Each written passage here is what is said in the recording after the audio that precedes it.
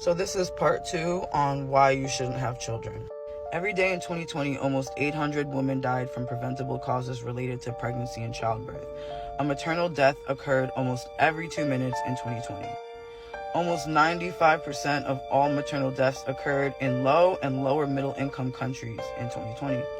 Maternal mortality is unacceptably high.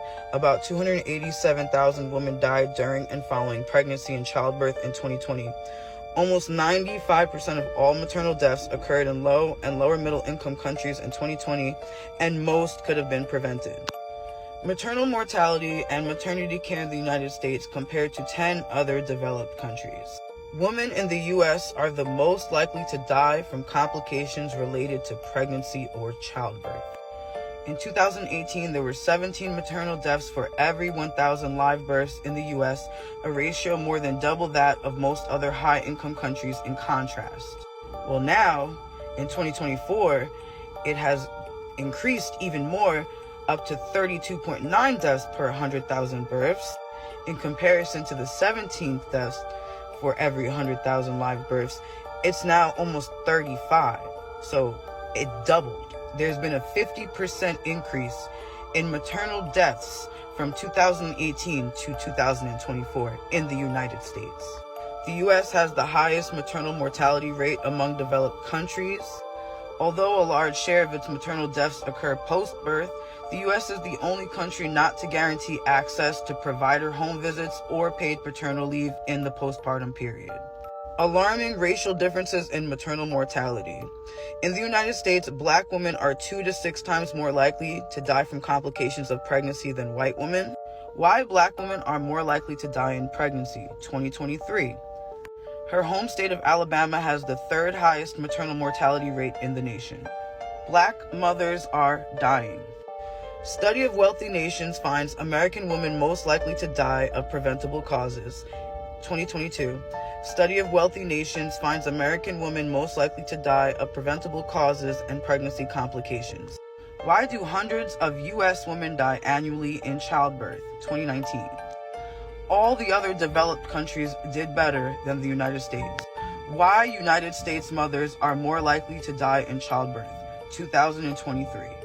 The United States remains one of the most dangerous wealthy nations to give birth. Increased suicide rates among children aged 5 to 11 years old in the United States. What is the suicide rate for children in the world? In 2019, among the global population, children aged 10 to 14 years old, 8,327 children died due to suicide. 2024. Youth suicide rates rose 62% from 2007 to 2021. People feel hopeless. December 5th, 2023. The rate of suicides among young adults has been much higher than it has been historically compared to the 80s or 70s. In the United States, suicide is the 2nd leading cause of death for children and adolescents and young adults ages 10 to 24 years old. But as we also know, guns are the number 1 cause of death among American children and teens. So the leading cause of death of children and teens in the United States is guns, and the 2nd leading cause of death for children is suicide. Pediatric suicide rates have increased significantly in the U.S., nearly tripling between 2007 and 2017 among children ages 10 to 14 years old. 2023. Suicide rates among United States adolescents doubled in 10 years. Researchers found that between 2008 and 2018, the suicide rate among 13 and 14-year-olds nationwide more than doubled. Which state has the highest youth suicide rate?